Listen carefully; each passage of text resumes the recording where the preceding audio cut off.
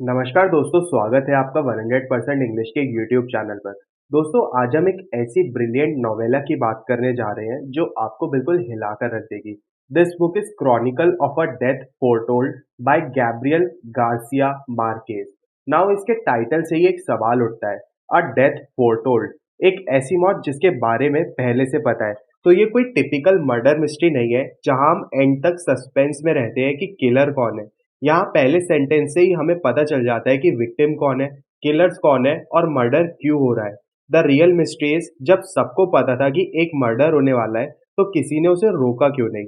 This is the question that the book forces us to ask. तो चलिए इस fascinating story की दुनिया में, इससे पहले हम स्टोरी में डाइव करें, let's talk a little bit about our author Gabriel Garcia Marquez, जिनको प्यार से गाबो भी कहते हैं। He was an Colombian writer and one of the greatest story tellers of the 20th century. In fact उन्हें 1982 में नोबेल प्राइज इन लिटरेचर भी मिला था। उनकी राइटिंग स्टाइल का सबसे इंपॉर्टेंट एलिमेंट है मैजिकल रियलिज्म। ये क्या होता है? Basically it's a style where fantastic और सुपर नेचुरल चीजें एक रियलिस्टिक सेटिंग में इतने नॉर्मली प्रेजेंट की जाती है जैसे वो रोजमर्रा की बात हो। ये स्टाइल उन्हें अपनी ग्रैंडमदर से मिला था। जो उन्हें भूत प्रेत और अजीबो-गरीब कहानियां सुनाती थी जैसे वो बिल्कुल सच हो। दूसरा बड़ा इन्फ्लुएंस उनकी लाइफ में था जर्नलिज्म का। राइटर बनने से पहले गाबो एक जर्नलिस्ट थे। दिस इज वेरी इंपॉर्टेंट क्योंकि Chronicle of a Death foretold एक जर्नलिस्टिक इन्वेस्टिगेशन की तरह लिखी गई है। The narrator is like a reporter जो सालों बाद एक क्राइम को पीस बाय पीस रिकंस्ट्रक्ट कर रहा है। तो ये कहानी आई कहाँ से? बिलीव इट और not, this novella is based on a real life murder. ये घटना 1951 में सुक्रे, कोलंबिया में हुई थी। एक यंग मेडिकल स्टूडेंट जिसका नाम था काएटानो, उसको दो भाइयों ने मार दिया था। क्यों? क्योंकि उनकी बहन को उनके हस्बैंड ने फर्स्ट नाइट पर घर इसलिए वापस भेज दिया था because she was not a virgin. और उस लड़की ने काएटानो का नाम लिया था। गार्सिया मार्केज उस विक्टिम को पर्सनली जानते थे। वो उनका दोस्त था। He was fascinated by the story, not because of the crime but because of the theme of collective responsibility, कि कैसे पूरे टाउन की जिम्मेदारी बनती है उस मर्डर के लिए। But he waited almost 30 years to write this story. उन्होंने अपनी माँ से प्रॉमिस किया था कि जब तक विक्टिम की माँ जिंदा है वो इसके बारे में नहीं लिखेंगे। This personal connection give the book a very deep and sad tone. This story is not told in a straight line, it jumps back and forth in time, जैसे एक रिपोर्टर अलग अलग लोगों से इंटरव्यू लेकर पीसेस जोड़ रहा हो। बुक की शुरुआत ही एक फेमस लाइन से होती है, on the day they were going to kill him Santiago got up at 5:30 in the morning. तो हमें पहले ही पता चल जाता है कि सेंटियागो मरने वाला है। उस सुबह वो तैयार हो रहा है बिशप को देखने के लिए जो बोट से गुजरने वाले हैं। He is completely unaware of the danger. हम देखते हैं कि उसके घर में ही कुछ लोगों को, जैसे कि उसकी कुक को, पता है कि उसको खतरा है, but no one wants him properly. Chapter 2 flashback में जाता है।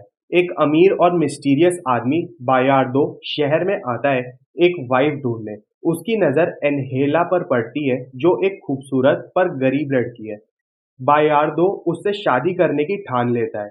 एनहेला उसे प्यार नहीं करती but her family pressures her into the marriage because Bayardo is very rich. शादी बहुत धूमधाम से होती है but on the wedding night Bayardo discovers that Angela is not virgin. गुस्से में वो उसे उसके घर वापस छोड़ आता है। This is huge disgrace for Vicario family. जब उसके भाई उससे पूछते हैं कि इसके लिए कौन रिस्पॉन्सिबल है, शी नेम्स सेंटियागो। चैप्टर 3 में शुरू होता है फोरटेलिंग का सिलसिला। Angela's twin brother Pedro and Pablo decide to kill Santiago to restore their family's honor. लेकिन वो ये काम चुपके से नहीं करते। They take their pig slaughtering knives and go all over the town telling everyone they meet, we are going to kill Santiago. They tell the butcher, the police officer, the priest, सबको बता देते हैं। But somehow no one takes them seriously or does enough to stop them. लोग सोचते हैं कि ये शराब का नशा है या फिर ये उनका काम नहीं है। फिर चैप्टर 4 हमें मर्डर के बाद की कहानी बताता है। सेंटियागो की बॉडी का एक बहुत ही क्रूड ऑटोप्सी होता है performed by the priest. The Vicario brothers surrender and spend 3 years in jail but they feel no guilt. उन्हें लगता है कि उन्होंने ऑनर के लिए इस काम को किया है। बायार्दो शराब में डूब जाता है और उसकी फैमिली उसे ले जाती है। The most interesting development is Angela. शादी टूटने के बाद उसे बायार्दो से दीवानों की तरह लव हो जाता है। For next 17 years she write him letter every week और एंड में वो वापस आ जाता है उसके सारे अनओपन्ड लेटर्स के साथ।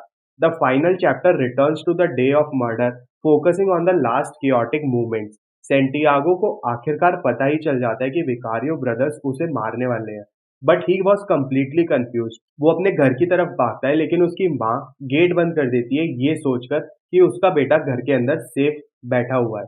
And right there at front of his own front door the Vicario brothers stab him to death in front of the whole town.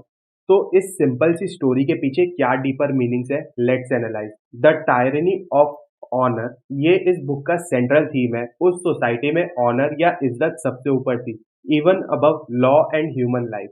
और इसका डबल स्टैंडर्ड था। For women honour meant only one thing, virginity before marriage. Angela ने ये rule तोड़ा, so she brought shame to her family. For men honour meant defending their families reputation, especially their women's purity. इसको machismo कहते थे, an aggressive masculine pride. The Vicario brothers were not evil, they were victim of this code. उन्हें लगा कि उनके पास कोई choice नहीं है, उनकी ड्यूटी थी अपनी बहन का बदला लेना। The whole town understood this, which is why the court later calls it a legitimate defense of honor. Collective guilt इसमें सेकंड थीम है। गार्सी मार्केज का मेन आर्गुमेंट ये है कि Santiago's murder was not a crime of two men but the crime of the entire community. सबको पता था पर किसी ने कुछ नहीं किया। इसे बाय स्टैंडर्ड इफेक्ट कहते हैं। कुछ लोगों ने सोचा कि भाई मजाक कर रहे हैं, कुछ ने सोचा कि ये मामला उनके हाथ से बाहर है और उन्हें कुछ नहीं करना चाहिए, कुछ ने सोचा कि कोई और तो बता ही देगा। द चेन ऑफ इनएक्शन, ये कोई और कर देगा वाली सोच led to the tragedy. The whole town was complicit, सब इस गुनाह में शामिल थे। Fate versus free will, this book constantly plays with this idea. एक तरफ सेंटियागोज डेथ फोरटोल्ड थी यानी फेटेड थी, इतनी सारी फेटल कोइंसिडेंसेस होती है कि लगता है कि ये तो होना ही था। उसकी माँ उसके सपने का गलत मतलब निकालती है, एक इंपॉर्टेंट वार्निंग लेटर उस तक नहीं पहुंचता। But on the other hand हर कैरेक्टर के पास फ्री विल थी, a choice to act. The Vicario brothers were actually hoping that someone would stop them. The town's people choose not to want Santiago. तो book ये suggest करती है कि fate कोई मैजिकल फोर्स नहीं है, fate works through our choices. लोगों की इनएक्शन ही वो जरिया बनी जिससे सेंटियागो की किस्मत पूरी हुई। अगला थीम है इसमें जेंडर रोल्स का। The society in the book is extremely patriarchal. मर्दों की दुनिया अलग है, औरतों की अलग है। यहाँ पर इस बुक के अंदर वुमेन्स की लाइफ का एक ही मकसद दिखाया गया है, वो है शादी। Angela starts as a victim of this system but after the tragedy she transforms. वो अपनी लाइफ का कंट्रोल अपने हाथ में लेती है।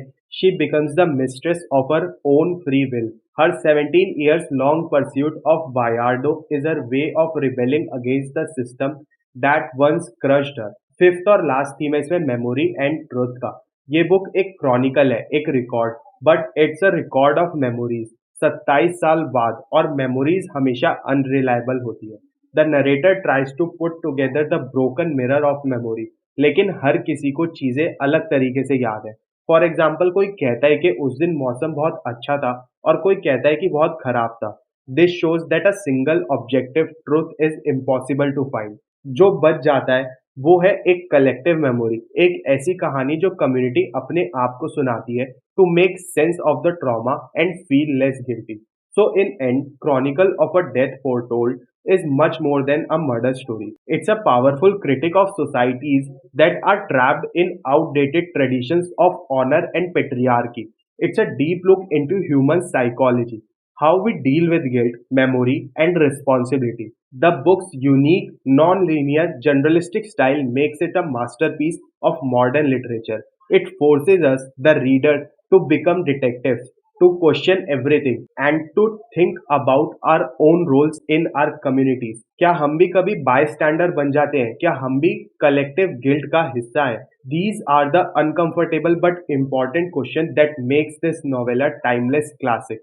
उम्मीद है आपको वीडियो पसंद आई होगी। अगर वीडियो पसंद आई हो तो इसको लाइक और शेयर जरूर करें, और 100% इंग्लिश चैनल को सब्सक्राइब कर लें, क्योंकि यहाँ पर आपको मिल जाएगा अपनी लिटरेचर से जुड़ी हर एक प्रॉब्लम का फुल प्रूफ सोल्यूशन। मिलते हैं फिर अपनी नेक्स्ट वीडियो में, तब तक के लिए happy studying and best of luck for your upcoming examinations.